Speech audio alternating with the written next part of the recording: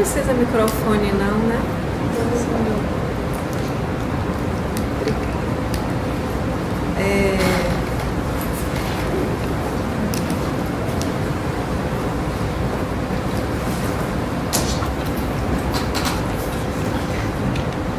O tema proposto, né, para nossa conversa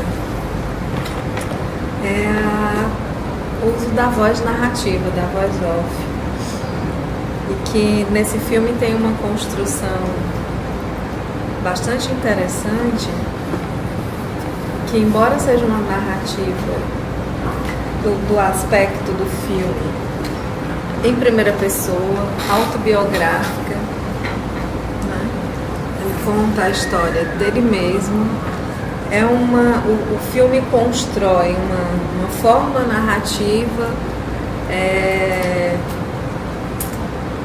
que não visa, que não favorece um processo de identificação.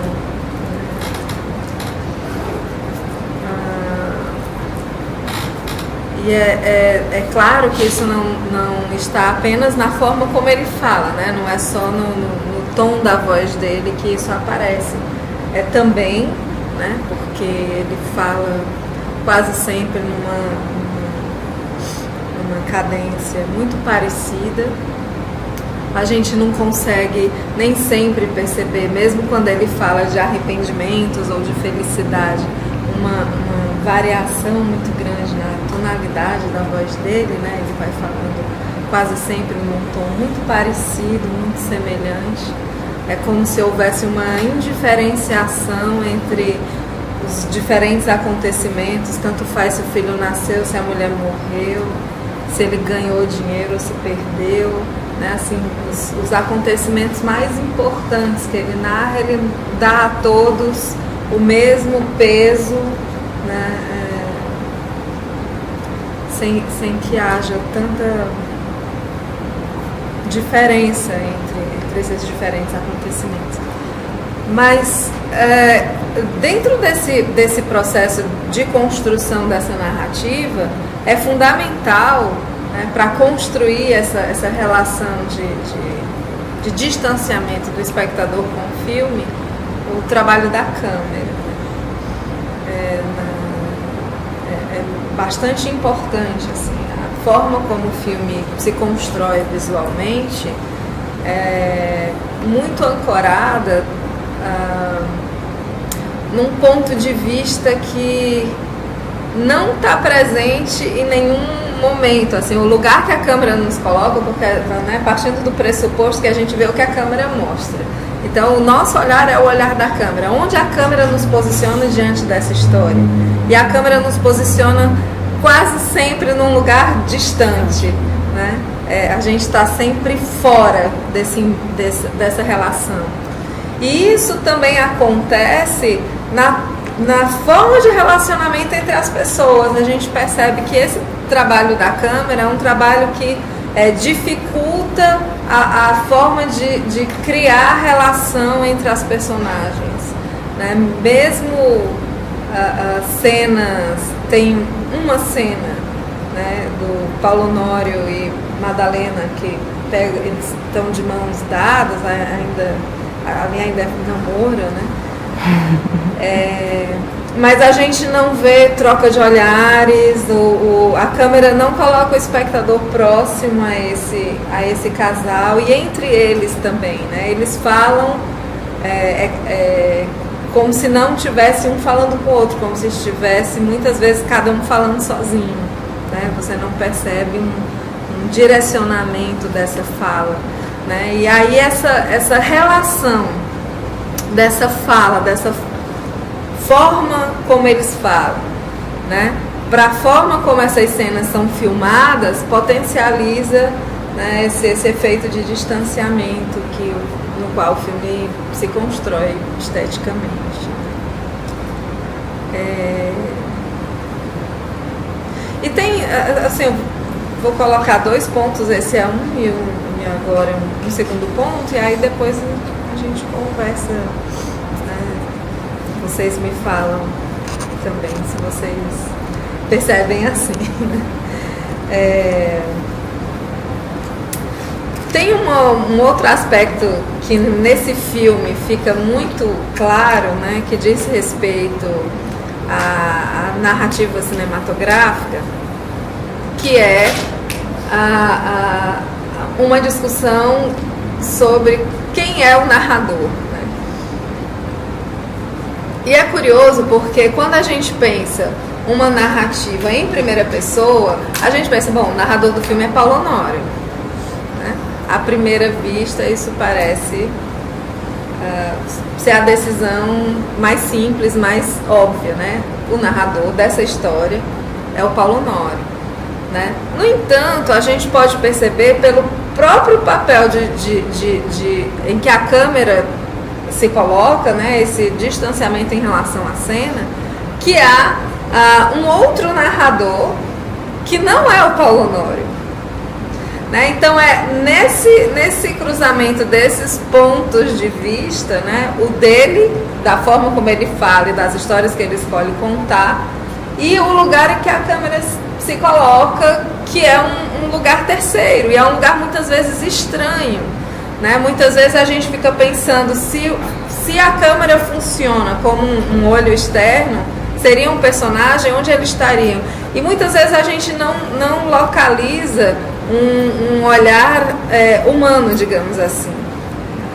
Não está numa altura de alguém sentado numa cadeira, ou de alguém em pé, ou de alguém, né, posiciona. Parece que a câmera está sempre em ângulos e lugares estranhos, né? Então é de um lugar outro, né, que essa narrativa se conta. E aí vem esse cruzamento entre essa voz em primeira pessoa, essa fala do eu, uma narrativa autobiográfica, uma história de si que está sendo contada, mas ao mesmo tempo está sendo contada por um olhar que é externo a ela. O ponto de escuta também, né? A câmera está distante, mas a gente escuta um diálogo que está lá. O ponto Tem uma cena que ele está discutindo com o Padilha, né, quando eles fecham o negócio que é isso, né? Onde que a gente está situado nessa história, né? Que a gente está ouvindo, acompanha muito, ao mesmo tempo a gente está lá longe, está fora, né? Tem um momento que a gente está fora da casa onde eles estão discutindo. Isso parece que tem umas partes estranhas, mas interessantes, que tem um diálogo acontecendo e tem um som do diálogo, mas ele é bem baixo e isso sobrepõe a voz dele narrando. Eu acho que Muito duro dizer que eu tenho uma dificuldade do filme sem legenda, porque eu perco, eu não escuto quase tudo. Muitos diálogos eu não peguei, sabe? Agora, o que eu queria colocar é assim: o filme é baseado num livro. Eu li esse livro ano passado, eu acho, e achei o filme muito fiel à narrativa do livro. Eu não sei se vocês concordam comigo, se vocês leram o livro, mas eu achei a narrativa muito fiel ao livro. E aí você colocou um ponto interessante que eu não tinha notado, que é a questão da voz, o tom de voz que se altera. Aí eu pego esse link e faço esse jogo aí do tom da voz com a câmera, que a câmera também é indefinida, você não sabe qual é o papel da câmera, qual é a intenção dela, coisa desse tipo. E aí eu concluo assim, se eu correto. Todo esse conjunto, a voz e a questão da câmera, esse conjunto de coisas retrata o perfil, a personalidade do cara, que é uma pessoa mais fria, estável, né? Estável, ela é fixa, ou seja, um homem sem emoção, que não pensa no outro em nenhum momento. A personagem de um patrimonialista, né? Cruel, frio na relação com o outro. Então, é isso que eu quero colocar, esse detalhe do tom da voz e a questão da câmera, para o produtor do filme, né? Ele quis que esse conjunto de coisas retratasse, ficasse justo na personalidade do personagem. Não sei se você concordaria com esse tipo de coisa. Realmente isso é muito importante. Em nenhum momento existe a mudança de voz no estado, na situação dele, né? O nosso filho em casa, aquele pegar de mão é uma coisa muito fria, não tem olho no olho em nenhum momento, entendeu? É um personagem realmente muito frio, né? No livro também é assim, o livro é muito interessante. Eu acho que é muito fiel ao texto. É isso que eu queria colocar. Você fecha realmente com a gente. Essa ideia, esse conjunto, tom de voz e câmera, fechar no ajuste com a personalidade. Eu diria que em parte sim, está relacionado com a personalidade do Paulo Honório, né? De alguma forma, a estética construída está em diálogo com essa personalidade. Eu só não diria que a personalidade dele é sem emoção, porque ele tem momentos de explosão, muitos momentos de explosão, né? Mas a voz narrativa dele, quando ele está narrando, quando ele está contando, naquele dia aconteceu assim, tanto faz o que ele está contando, né? O que ele o que ele viveu é lembrado, é revivido a partir dessa narração, como se fosse tudo a mesma coisa. Não que para ele pessoalmente seja assim, né? As cenas que são mostradas são principalmente as cenas em que a violência dele explode, né? Então assim, a gente percebe que ele, ao mesmo tempo que ele pode ser frio, pode tomar decisões que para muitas pessoas seriam custosas, seriam difíceis, seriam, né, emotivas, ele toma a sangue frio, né, e leva adiante, mas ao mesmo tempo ele é bastante explosivo. Ele tem essas explosões de violência. Então não é exatamente ele, é a forma narrativa, né? E aí sim, essa forma narrativa é mostrada assim. Isso se diz em parte de uma certa relação que o Paulo Honório mantém com a própria história, diz ainda mais da forma de relação que essa forma estética, né, que a construção, a opção de construção estética do diretor deseja para o seu público. Como é que o espectador se posiciona diante desse filme? Não é um filme que a gente se posicione diante dele emotivamente, né? Não é, se a gente pensar num cinema mais convencional, o que a gente vê é que normalmente a gente ri, chora, se emociona, né? Você tem cenas bastante fortes do ponto de vista de um acontecimento emotivo, mas que, no entanto, a gente, o espectador não recebe dessa forma, né? Imagino, assim, a gente pode até fazer uma enquete aqui, mas não é um filme que leva as pessoas a se relacionar com ele de forma emotiva. Então, e dentro dessa proposta estética está embutida também uma própria visão de cinema, né? É claro que, enfim, é bonito, a gente se diverte, enfim, como num cinema mais convencional, mas também é um filme que permite o tempo inteiro que a gente esteja intelectualmente ativo, uma vez que a gente não está emocionalmente tão solicitado, né? E aí nos permite participar intelectualmente de uma forma mais ativa do que emotivamente, né? É um filme que exige do espectador uma outra postura.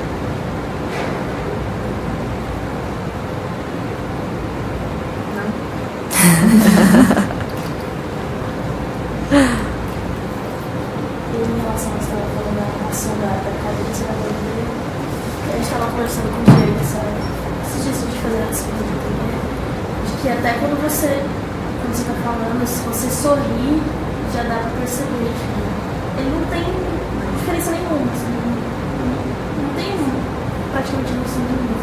Você não sabe se ele não tem movimentos do rosto que dê pra perceber qualquer tipo de emoção, assim, só ouvindo. E essa cena final é esse casamento perfeito, né? Porque ele deita a cabeça no braço, a gente tá num big close. Finalmente. Né? Ou seja, é um momento de maior aproximação Sim. nosso com ele, né? Ali, cara a cara, bem pertinho. E ele não expressa nada. Só me parece que o volume da voz aumentou, assim, na cena final. Eu sinto que ele arrasta mais a voz. Também. No resto do filme, ele realmente não muda. Mas nesse fim eu senti que ele arrastou mais a voz, assim. Tem um quesinho de... tem um pouquinho. Uma melancolia. Exatamente, uma melancolia. Eu me lembro que no filme tem um sorriso. Não parece que não tem um sorriso. Durante o filme todo. Madalena sorri. No começo. Sim.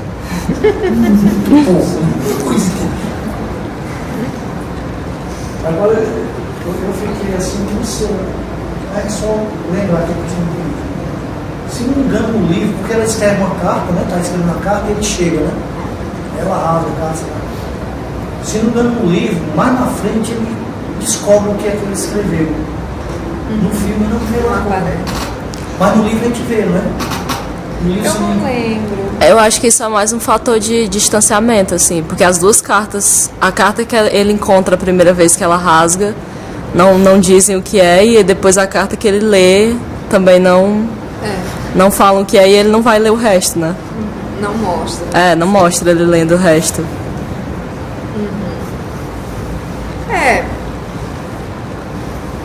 Concordo com a Grenda. Nenhuma cena de casamento também. Não teve a cena do casamento. Não sei. Tipo, apenas isso, assim. É porque é um contrato, né? Sim. Pra ele, Sim. é um contrato. E pra ela também, querendo ou não. Ela fala que não ama ele.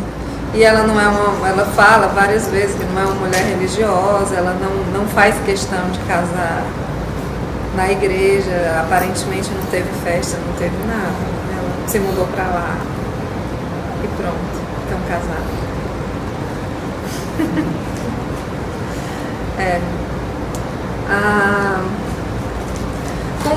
É interessante assim pensar um pouco assim, no caso desse filme, e para falar da adaptação eu precisaria ter relido o livro mais recentemente. Eu li esse livro acho que ainda no tempo de colégio, então já vai tempo.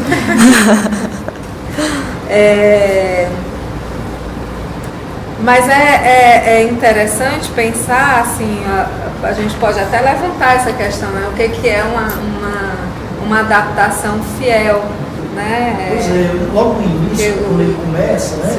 Ele fala baseado. Aí eu fiquei questionando assim, baseado é diferente de adaptado, né? E pergunta, uma obra baseada é diferente de adaptada, né? Pode-se entender que baseado tem mais espaço para fugir, né? De mais espaço de fuga. Quando a gente fala baseado em fatos reais, né? Uma inspiração. Eu já entendo o contrário, eu entendo que adaptado é que tem mais espaço para fugir. Mas eu tenho a impressão que os dois são usados indistintamente, né? A ideia que eu tenho quando assim, se fala de adaptação. A ideia que eu tenho de adaptado é assim, o cara pega a história do livro e conta ela de uma forma um pouco diferente. Faz algumas adaptações. Agora sim, isso é necessário fazer, né? Porque são duas linguagens diferentes e, enfim, um livro de 200 páginas com certeza vai ter uma quantidade de detalhes, de acontecimentos que não cabem num filme de 1h30, 2 horas, né? Simplesmente não cabe.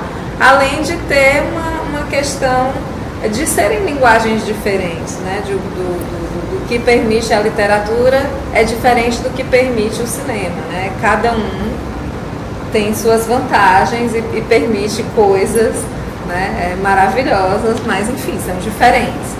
Tipo assim, ó, eu sempre estou assistindo filme lá no cine, e recentemente, uns 2 ou 3 dias atrás, eu assisti me recordo aqui, tinha um personagem lá que na história do livro não existiu personagem. Na hora que o rapaz foi debater, ele disse, olha, esse personagem não tem esse personagem no livro, não tem. Ele colocou esse personagem aí e fez uma adaptação. Então eu entendo a adaptação assim. Na adaptação tem a fuga, tem o espaço da fuga. Já baseado nessa impressão, né? Mas baseado também não indica, não é um termo que indique fidelidade, né? Você se baseia naquilo, não quer dizer que você é fiel. Muitas obras assim, baseadas, adaptadas, são uma inspiração. É, só uma inspiração. Para se criar uma obra derivada. Mas como uma obra derivada do que uma cópia, uma transposição. Tem a adaptação aí que o dono do livro não aceita, né? Também. O ensaio sobre a cegueira e foi uma guerra para ser filmado, porque o autor, né, que era o Saramago, né? Eles queriam que fosse fiel, né? Bastante fiel, e parece que saiu assim, bastante fiel e não confiou. Mas é porque essa questão da fidelidade é bastante complexa, porque, assim, por exemplo, esse caso de criar um personagem, às vezes você cria um personagem exatamente para dizer algo que na literatura se diz de uma forma, mas que no cinema não é possível dizer daquela forma, então você tem que dizer de outra. E às vezes a solução que você tem é criar um personagem ou criar uma cena, alguma coisa que vai dar a dimensão de um acontecimento ou de uma sensação que a literatura consegue por outros meios, né? E que no cinema é preciso transformar isso numa cena audiovisual. Às vezes a literatura pelo meio da escrita mesmo e de uma fabulação ou de uma forma de escrita consegue dizer coisas que não são possíveis de dizer no cinema. Então o cinema precisa criar algo que faça jus, né, em termos de sensação ou de informação, a depender do que se trata, mas que passe para o espectador isso que estaria na obra literária. Falar em literatura, num filme tem uma passagem que é citada na literatura, né? Quando o Paulo questiona por que a Helena é daquele jeito, né? Aí ele cita que literatura, e cita outras frases lá, né? Outras situações, né? Que interessante, né? Quando a gente lê literatura, começa a ter uma visão diferente das coisas, né? A gente lê, começa a ter. Esse filme foi feito em que época, Dani? Porque ele fala, ele tem um teor político, assim, né? O ano de lançamento é 72, Pois é, ele tem um teor político. Agora ele faz um jogo, né, que é o ano do livro, que eu também não sei, com o ano, assim, as questões políticas ele adapta, né? Claro. É claro que a revolução que o livro se refere, imagino que seja ainda lá do Getúlio, tenho uma impressão, né? Por conta de outros contextos que estão lá, tenho impressão, né? Vai olhar aí para mim? Não, mas é porque a escolha dele fazer a adaptação desse livro, assim... Pois é, e ele... tem uma coisa do coronelismo... e ele coloca a política... Da própria violência, né? Se a gente pensar no contexto dos anos 70, né, essa forma da violência, essa forma de vencer pela força, pelo poder, né, tanto do dinheiro quanto da força mesmo, da violência física... Né, eu acho que o tempo do livro é diferente do tempo que ele foi. A história retrata um período que é diferente. Não é mais para lá. Eu tenho a impressão que a história se passa no contexto da era Vargas. A minha até fala do de ditadura, do Estado Novo. Tenho essa impressão, que é quando ele fala de ditadura e de revolução, né, são discussões, a própria visão de socialismo, né, que tem quando o Padilha fala com os cabras e tal, de socialismo ali, eu acho que quando o Graciliano escreve, ele está falando em relação ao Estado Novo.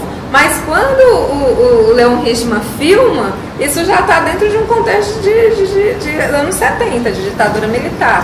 Porque ele não, no filme, ele não define que situação política é essa, e por isso eu perguntei, assim. Nenhuma referência, nem a nomes, datas. Pois é, mas ele é muito sarcástico, assim. Ele fala. Se tivesse. Não, pois é. Né? Por isso que eu perguntei, porque parecia assim, que era num contexto político pesado no Brasil, assim. Porque ele é bem tênue, mas ao mesmo tempo ele é muito incisivo, assim, no que ele está falando, né? E essa própria opção estética de ser, enfim, isso também está na obra do Graciliano. O Graciliano, né, ele não escreve, não é um romance emotivo, assim, nesse sentido de romance, né? De, como fala? De romance romântico. Biblioteca feminina, né? Sim. Biblioteca cor-de-rosa. Viu, Rafa? Não consegui acessar.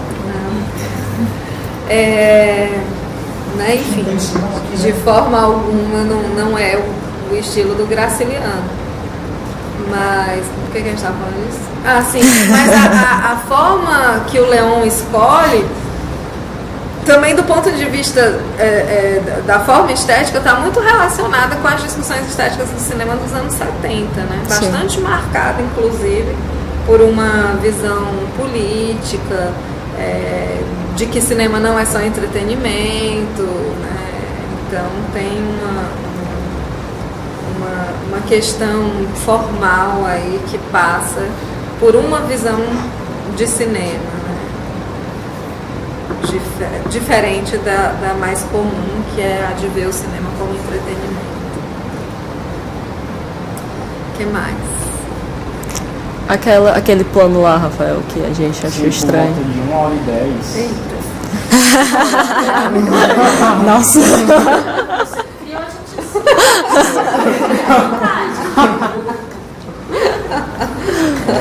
Tem uma cena que estão todos à mesa e ela, desde o início, ela é em geral. Eu também achei estranho. Aí fica de lado, um né? tempão, aí ele simplesmente faz isso aqui e continua. Mas tem, acho que é porque o senhor do outro lado começa a falar, não sei se ele já tinha falado quando ele tá enquadrado do mesmo jeito. Estava enquadrado. Na verdade, eu pensei isso, que ia deslocar. O único sentido que eu vejo na forma daquela decupagem é que ele estava aqui, ele veio para cá, depois ele vem para cá, num plano mais próximo do Paulo Honório, e depois ele vira. Foi para não quebrar o eixo. Aí ele vira e passa a ter um ponto de vista do Paulo Honório, observando principalmente Madalena, sorridente e desenvolta, conversando com os demais à mesa. Não, me parece que é uma opção de não quebrar o eixo, assim, eu não encontrei um significado mais interessante para isso, não chama muita atenção, né? Eu até achei que, acostumado com as coisas, essa cena de mesa do Tarantino, eu não, vai rolar um 360 Do Tarantino, e assim, não é nem pra mostrar alguém que esteja fora de campo. Tá não, todo mundo. tá Só todo tá mundo. A Dona Glória, que não tem, não fala nada, não tem muita Vê importância. se eu estou entendendo. Vocês estavam esperando que a câmera fizesse um giro, isso? Talvez. Rodeasse mesmo. Podia ser. Só que ela rodeasse ou só passasse, mas não, porque o movimento que ela faz é muito curto, entendeu? Ela dá só um pulinho e a gente acha que ela vai dar pelo menos uma meia volta, sei lá, alguma coisa que deu algum efeito, mas ela faz assim, tem. Me parece que é só isso, que aí depois ele continua, não tem um corte, na verdade, não é um plano de sequência. Aí ele vira, dali ele parte para um plano mais aproximado, que isola o Paulo Honório, e aí depois ele vira. É um plano ponto de vista. Então, assim, é o caminho para ele isolar o Paulo Honório daquela cena, né? Mas tem uma coisa que acontece assim na cena, não sei se vocês perceberam, mas na hora que ele faz essa virada, ele para de falar. O Paulo Honório. É a hora que ele se cala, que eles estão conversando e ele tá tentando defender o ponto de vista dele. E aí, quando ele vê que não... Ele começa a observar, em vez de interferir, a câmera vira. Mas é muito sutil para essa virada, assim, a câmera fazer esse traveling para uma coisa tão sutil. Pois é, por isso que me parece que é mais a é mais para não quebrar. Pro plano aproximado. É muito sutil, assim. E é estranho, tanto é que todo mundo percebe. Não é... Porque ele não sai de uma dimensão, ele se cala, mas assim, depois ele muda a dimensão da conversa. Assim, aí fica o olhar do Paulo Honório, não é mais assim, ele é isolado visualmente, sonoramente, né? E naquele momento não, é só um início, uma preparação, né? Obrigado. Obrigada. Qual é o próximo? Já sabemos? Semana que vem eu não lembro o nome do filme. Vai estar no Facebook, né? Vai. Tchau. Eles têm vindo sempre? É a primeira vez. Tem a ver com Tempestade, o nome do filme, do próximo filme. Não, eu acho que é porque é um pouquinho dura.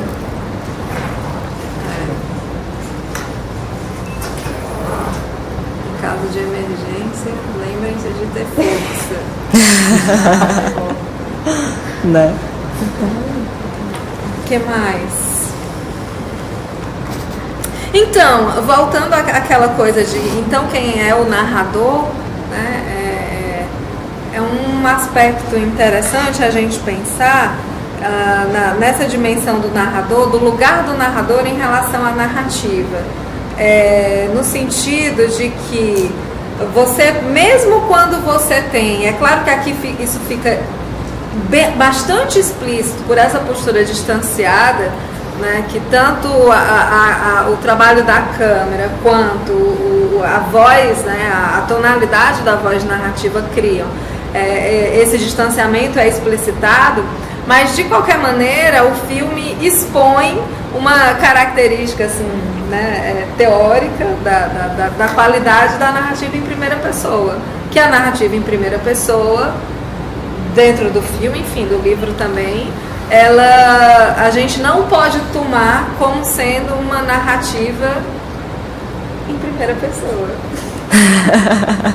se consigo me fazer entender. Ou seja, de que há um fator externo à narrativa, que é, né, esse elemento externo à narrativa, que é quem organiza a narrativa, como nós vemos.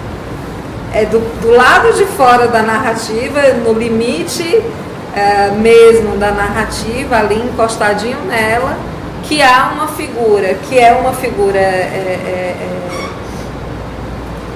que não pertence à narrativa e por isso mesmo ela pode dar conta de todos os dados. Né? Não estou pensando aqui nem na voz onisciente, onipotente, na voz de Deus, não, que essa é explícita. E mesmo nos filmes que possam trabalhar, que não é o caso, a gente não vai tão além assim do que o Paulo Honório sabe, muito pouco, né? A câmera nos coloca do lado de fora algumas vezes, então combina o olhar do Paulo Honório com um olhar que lhe é externo, né? O que faz transparecer que existe um terceiro que organiza, né, que libera para o espectador essas informações, né? Mas o Paulo Honório em si, à medida que ele narra, ele está muito longe de ser um narrador onisciente, assim, né? que ele narra é basicamente o que ele viu ou viveu, né? Ele não fala de coisas que ele não viu e não viveu. Isso a gente, né, vê o tempo inteiro. Mas mesmo quando né, esse narrador, por exemplo, enfim, no cinema documentário isso já foi muito utilizado, mas mesmo no cinema de ficção, quando isso acontece, que você vê um narrador que conta histórias que ele não sabe, não viveu, não estava lá, ainda assim é preciso supor que há um fator que pertence à narrativa por uma característica de estilo, mas que está fora da história e que é muito mais uma função narrativa. Deu para acompanhar? Acho que sim.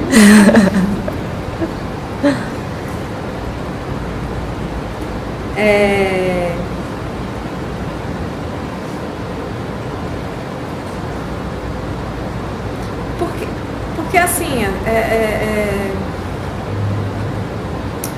vejam bem, existe a gente pode pensar se a gente pensa a forma narrativa aqui como esse círculo, onde quem está narrando se posiciona, está no centro mesmo dessa narrativa, né? Ou seja, é alguém que está ali vivendo o que está contando, ou é que está ao lado, né? Que não é ele que está vivendo e não é ele que está sentindo, mas é uma testemunha, né? Isso eu estou pensando em termos de personagens e figuras que apareçam na forma narrativa, essa voz, né? Porque muitas vezes a voz que a gente ouve num filme que é narrado em voz off, né? Eu costumo dizer voice over, mas eu não vou brigar com a Shirley hoje.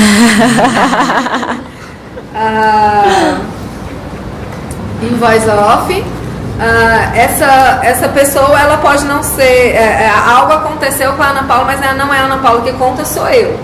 Então aqui já vai ter muito de elemento de uma outra forma de fabulação, que é claro que se fosse ela teria fabulação também. Ela, como o Paulo Honório começa, né, ele pode não contar coisas que são importantes ou repetir coisas que nem são tão importantes assim, né? Enfim, ele vai selecionar os elementos que ele vai narrar, mas vamos supor que não é a Ana Paula que vai contar uma história que ela viveu, mas um outro, eu que vi. Então aqui já tem um ponto de distanciamento. Aí eu conto para não sei quem que vai contar para não sei quem. Enfim, a gente vai se distanciando do epicentro da narrativa. Mas, de todo modo, todos esses são personagens que de alguma forma estão no interior. Quando a gente parte daí para o filme, é preciso criar uma instância que é uma função, não é uma personagem, é uma função narrativa. E essa função, se ela é interior à narrativa, ela é exterior à história. E ela se coloca no limite externo, né, na fronteira mesmo, organizando as informações, né, informações no sentido da evolução da história mesmo, né, de como isso é manejado, o que a gente sabe pela câmera, o que a gente sabe por uma informação que está em diálogo, o que a gente sabe por uma informação que está em narrativa em voz off, né, ou que está na ruidagem, ou que está, né, enfim, pelos diversos meios que o filme tem de comunicar.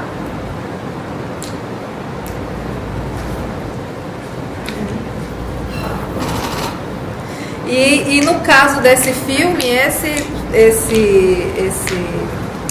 essa questão da narrativa fica muito clara exatamente porque há uma ruptura clara no interior do filme entre a voz que narra, a personagem e a forma como essa história é filmada. Então você tem 3 camadas internas à narrativa e que são expostas de forma clara por uma outra.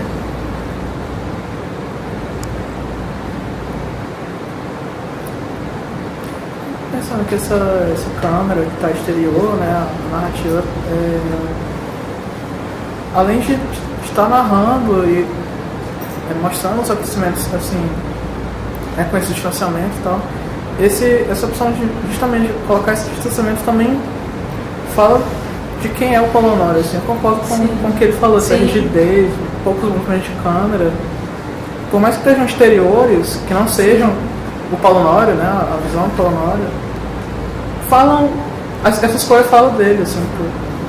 Eu concordo também. Pareceu que eu discordei? Não. Ah. Não. Eu também por exemplo, essa forma é fundamental pra gente entender a personalidade da personagem. Embora não seja esse não seja um ponto de vista exatamente, assim, como se a câmera também funcionasse como um complemento ao... Não sei se vou fazer assim. Você tem a narração do Paulo Honório, aquilo que você falou, que com a câmera a gente não é nada a ver como ele vê. Não. Como na forma da voice off. Sim. Há muito pouca coincidência entre o que está sendo narrado e o que está sendo mostrado, né? O filme não trabalha nessa chave. Ele constrói muito mais sensações nessa relação entre a imagem e a narrativa. Ele constrói muito mais essas sensações, né? E que dizem da personalidade do Paulo Honório do que ilustra o que ele está falando, né? Tem uma hora que eu não lembro exatamente o que é que ele está falando, mas porque eu fiquei olhando muito, que é um plano fixo, né, quase sempre, mas que ele está na fazenda e ele vem andando lá de trás e fica um bom tempo esse plano até ele chegar, assim, é de uma simplicidade, de uma limpeza e ao mesmo tempo de uma crueza, né, que eu acho que diz muito, assim, de quem é essa pessoa, né, crua.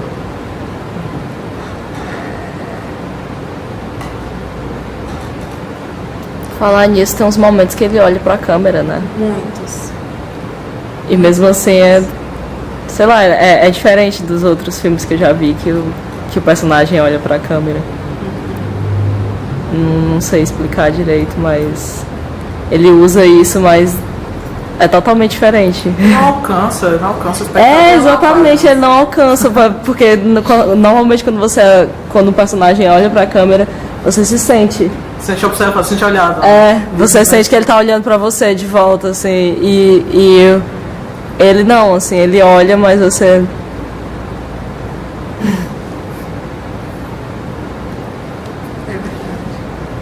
Eu fico me perguntando por que, assim, o Leon fez isso. Se era isso mesmo que ele queria ou... Era. Nesse caso ele tinha um bom ator.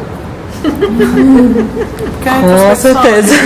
Ele tá pensando Então dentro dele mesmo. Não dá pra dizer, né? Enfim, quase todo mundo tá que estava na aula de ontem, me perdoe que não não dá pra dizer que é culpa do ator que não soube responder à direção. Não, que é isso. O cara, ele é muito foda. Muito mais fácil ele ter olhado de um jeito que causasse um estranhamento do que o contrário. É muito mais difícil você conseguir. Né? Não, é isso. Porque que eu tava me perguntando se o efeito que o Leon queria causar era esse, assim. Então. Porque normalmente o usual é que quando você põe o personagem pra olhar pra câmera, é porque você tá querendo quebrar aquilo, né? E aí ele não quebra. Assim, eu não sinto quebrando, assim. O personagem olha, mas eu não... Quebra o quê? Ele quebra a transparência, que a gente tanto fala, assim. Sim. Ele quebra a transparência e ele faz... Sei lá, você se sente... Não é transparente, quase... Pois exatamente. E aí quando ele faz isso, não estranha, você não estranha tanto. E aí era isso que eu fico me perguntando, assim, se ele fez isso. Porque ele faz isso várias vezes, assim. Mas eu acho que a questão passa por isso, assim. Como não é um filme que trabalha no regime da transparência, não é que o efeito seja esperado, assim, dele olhar, né? Não é que a gente, a qualquer momento ele vai olhar. Não é isso, mas assim, esse olhar, ele acaba que tem um outro efeito de sentido também, e um efeito estético, e me parece que está muito relacionado em alguns momentos parece até que ele olha pra gente como olhasse para dentro dele mesmo e talvez de alguma forma nos convidando a olharmos. Na hora que ele olha, é um momento de introspecção, ele tá falando de consigo introspecção, mesmo. Né? E apesar de estar olhando para frente, mas... E a relação que se estabelece com o espectador, uma vez que não é emotiva, é também de autorreflexão, né? Não é exatamente de acordar ou porque ninguém estava, né, imerso, né, no sentido clássico, mas de potencializar uma autorreflexão.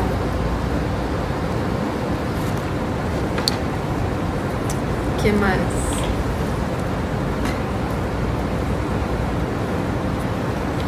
Eu tava pensando sobre o texto também, que ele fala, assim, que é bem lido, né, assim, que eu acho que isso também contribui, não só ele não mudar o tom de voz, mas ele usar essa linguagem super rebuscada e você vê que é um texto literário, que isso contribui totalmente, assim, não é só o tom de voz, mas também o texto. Sim. Porque não tem um tom coloquial, né? O que é estranho também para uma narrativa em primeira pessoa. Sim. Né? Normalmente quando a gente conta uma história nossa, além de ter o envolvimento emocional, a escolha das palavras, elas são mais coloquiais, né? E não tem. O texto é todo muito limpo desse tipo de expressão. Tanta coisa interessante que no começo, quando ele começa a falar que vai falar a história, né?